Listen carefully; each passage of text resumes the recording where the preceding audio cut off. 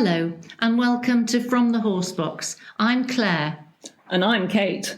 Before we start, Claire, can you remind me exactly what we are doing and why we are doing it? Well, it's going to be great fun. We're going to be chatting to all sorts of interesting people who are going to entertain us with their stories from the countryside. Perhaps you should explain, Kate, From the Horsebox. Well, it all goes on in the horsebox. Apart from horses, there's coffee and chat, and it does give the best views over the hedges of what is happening in the countryside. But we can't do that in lockdown, and it's been so cold recently it probably wouldn't start anyway. So this week we are talking remotely to Reardon about his childhood in Ireland and his life since coming to live in Wales. Just before we start, we'd better come clean, as we're all enjoying our favourite tipple. I have got a weak gin and tonic, but I may well have to top up on the gin after this. I, of course, am on water, which brings us to Jay. What drink is keeping you going through lockdown? I'm on the old reliable gin and tonic as well to keep me going. Well, cheers, Jay. Enjoy. Cheers. Now, we'd love to hear about your childhood and growing up in Ireland. I got my first pony when I was 3, so Mum and Dad have hunted all their lives. First pony at 3 and kind of was playing cowboys and Indians with her around the lawn for years and eventually got old enough. Started pony club about 6, I think. Flew through that, really enjoyed that, and was always really keen to get out into the hunting field as soon as possible. What sort of things did you do in pony? Did you do the games or the... Yeah, I got stuck into pony games, everything. Yeah. Anything to do with ponies, I was there. Couldn't get enough of it. Yeah, I had a good bunch of friends as well, which was really important, and obviously support from the parents. So you're very competitive, were you? Yeah, massively. Excellent. What about any helping in kennels or? Yeah, so I can remember driving past kennels with my dad when I was about 12 and saw Chris Ryan, the huntsman, master huntsman at the time, and the kennel huntsman on hound exercise during the summer on bikes. And I said, I really want to be part of that. So got myself down there as soon as possible. And every spare minute I had from there on in, spent at the kennels. Gave up all other sport, just loved it, just wanted to be with the hounds all the time. Sounds a very happy childhood. Yeah, no, it was. It's good fun.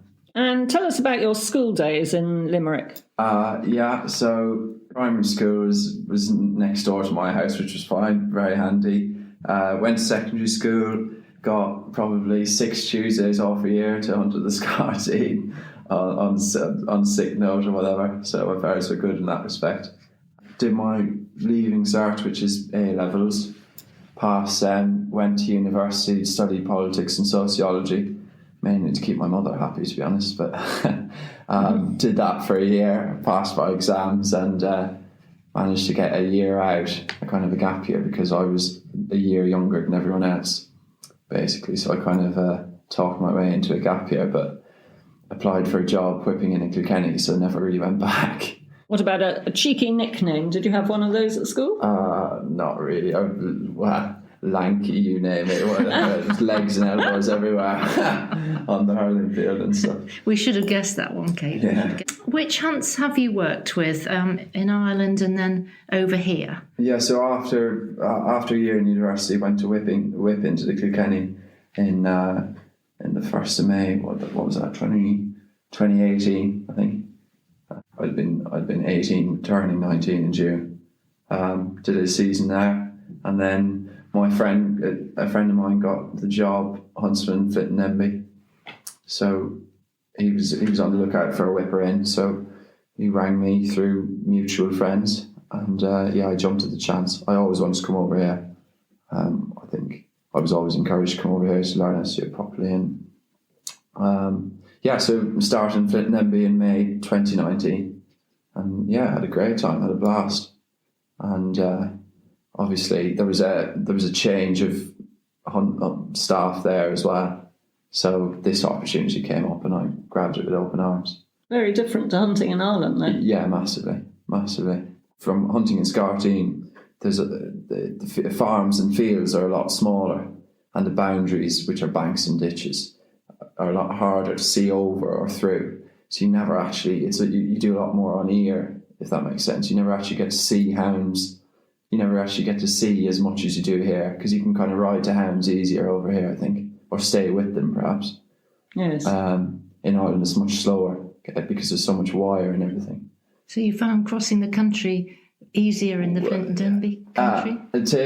To Ireland, probably, yeah, obstacle-wise, just as challenging, but as in terms of having to get off every field to cut a strand of wire, jump over the bank on foot, cut wire, then jump back across, jump on your horse, and then jump the obstacle. In all that time, you can imagine the amount of ground a pack of hounds make.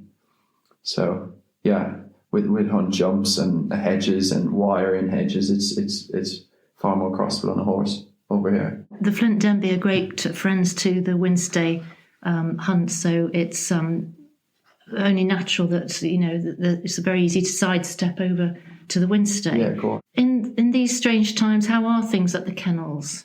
How are the hounds? Yeah, fine. Just kind of winding them down now. It's tricky. Went from full blown hunting to nothing, but back to being like what we do in the summer. But they're chills. They're really happy hounds in kennels. So kind of keeping them ticking over nicely, and then you've got the knackery is still as busy as it would be normally. No change there. So that keeps us busy. And getting pups on and off couples now. So getting them all walking out on exercise. And yeah, just trying to keep the thing going. Yeah, it sounds extremely busy. The setup at the kennels, does it work for the welfare of the hounds? And that helps to keep them happy? Seriously well designed kennels. Real pleasure to do in the mornings. Absolute pleasure. Couldn't improve anything. Oh, that's I can't amazing. see anything. Yeah, that's really, really good. And how is Chris? He's brilliant. No, Chris is pleasure to work for. Get on. Yeah, I think we get on really well. Well, you make a good team. And have you recovered from your injury? Yeah, no, I have. I think my knife was a bit sharper than I was. Right. I slipped. I was trying to take the back leg off a cow and slip in the wrong place and look down, and my knuckle was in a fairly bad old state. So had to get Chris's wife Ginny was there at first aid. And we both decided that there was nothing we could do in the valeting room, so I had to go to A&E. Right, but it's all they're healed fine now. Yeah, 90% back. Yeah, ready to go again. On the subject of hunting, sort of thinking about kit and getting everything ready, have you got any special tips that you could share with us? Yeah, so I think the best thing I learned was with rubber boots. Even though they're rubber, still polish them as you would leather boots, just don't bone them. And then what I use, you can get this tire shine, it's for cars. Tire shine, spray that on and give that a quick rub with a soft cloth, and it looks like a boned leather boot. That was a pretty nifty one to learn. Learned that at Flint and Denby. It's good. Well, now you know, Claire. Excellent. There's a lot of pageantry to hunting, the meet and the dash. Do you enjoy the pageantry side of it? Yeah, I love every bit of it. Yeah, no, I love all aspects of hunting. Yeah, no, it's nice, isn't it? It shows great respect, turnout and the meet and making an occasion of it shows great respect to the landowners and to the hounds and to everyone involved. So I take great pride in it. I mean, the social side is very important to people, fabric of the community. And do you feel that you've met a lot of the people in the Wednesday? Yeah, I think this year it's been really, really tricky, hasn't it? But I think we've done quite well. We've met plenty of people under the circumstances and social distancing and all the rest. But this year's been tricky, but everyone's been very welcoming and friendly. And how do you normally enjoy a hunt bull? Oh, I love a hunt bull. Highlight in my year. Love them. I remember it's very sorely missed this year. Yeah. No, big loss in my social calendar. And your dancing? Absolutely terrible, but after a few gin and tonics, I don't really care after that. So I think it either gets better or worse, but I end up doing a lot more of it as the night goes on. What about those Irish dances? Oh gosh, yeah.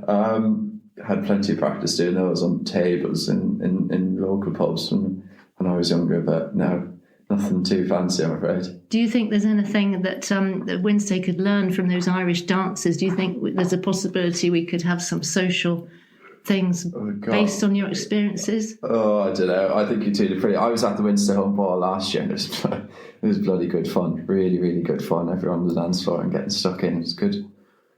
Now, at home, do you enjoy cooking? I probably don't enjoy it, but when it comes to it and get by, my mum always made sure I had to, know where everything was in the kitchen. But no, it's not one of my favourite things to do, but I don't starve. We were wondering if there was a J signature dish. Well, I do a thing called Whipper-In's chicken. It's basically Hunter's chicken, but seeing as I'm cooking it, I think it should be called Whipper-In's chicken. I'm sure it's extremely tasty. Well, rustic to say the least. What does Chris think of that one? Well, it's one of Chris's recipes, actually, so I presume if he cooked it, it was Huntsman's chicken, isn't it? Tasty. Easy, quick, easy and tasty. Well, we are actually recording this on Valentine's Day. I'm not going to ask who or what's on the menu tonight. What about after hunting? What's your go-to supper? Come in very late and you're obviously extremely hungry. God, I do love a steak steak, chips, peppercorn sauce. Really love a bit of venison, game, anything like that. Good, wholesome, plenty of meat, plenty of veg. 5 a day. Yeah. Next, we've got a series of quick fire questions, which we thought we'd challenge you with. If you weren't with the Wednesday, what job could you imagine yourself doing? Gosh, that is a tricky one. I haven't got a clue. Well, what about this background with politics and sociology, Jay? Yeah, I'm I sure said, that was more to keep my mum happy, really, more than anything. that we weren't expecting that. We have to ask more about that. Kate? Are you a good present giver? And if so, what was the last present you gave someone? I think I'm okay. Sent my mum and dad a nice hamper from Fortnum's Masons for Christmas, so I think they like that. If you were a tree, what kind of tree would you be and why? A real country question. So hurling sticks, what you play hurling with in Ireland, they're made from ash. So I suppose I'd pick ash, put to good use in the hurling field. Jay, whose horse would you like to steal in the Wednesday country? I've had my eye on Mr. Wynn's mare for a while, even though I think I might be a bit big for her, but she looks the proper type. Looks like a kind of a Daniel Crane painting. But I think Mr. Wynn's probably slightly reluctant to hand her over. I think we know which horse you mean there. How would you describe your perfect day? Days hunting, nice 11 o'clock meat, big lawn meat, plenty sausage rolls and port, and then the hunt ball that evening. That'd be a pretty good bloody day, wouldn't it? What are you not very good at, Jay? What am I not very good at? Gosh, this is a tough one. Oh God, I don't know. Some people might say driving. I think driving, I'm probably not a very good driver. You're better on a horse. Yeah, perhaps. If you could visit any place in the world, where would you go? I don't even know. I'll probably go to Highclere Castle first. Where Downton Abbey was filmed. Oh, right. Well, that's interesting. Yeah, especially in lockdown. Well, that leads into the next question. What's the last thing you watched on TV? Yeah, Downton Abbey, big fan. Treating myself to the box set at Christmas, which is probably a bit sad, but there you are. 3 people within a 15-mile radius who you would like to have to dinner? I guess big mate Charlie Marks, Chris and Ginny are the other side of the kennels. They're top guests, or Mr. In and Jet. Loads to choose from. Tough one. What would you like to be doing when you're 40? Hunting hounds, hopefully. Yeah, hunting hounds. That is definitely the aim. So. Well, I think we've learnt a lot about you, Jay. It's been really interesting. And next time we see you cutting a dash on a horse, we will certainly remember the politics and sociology degree, which I'd like to know a little bit more about another time.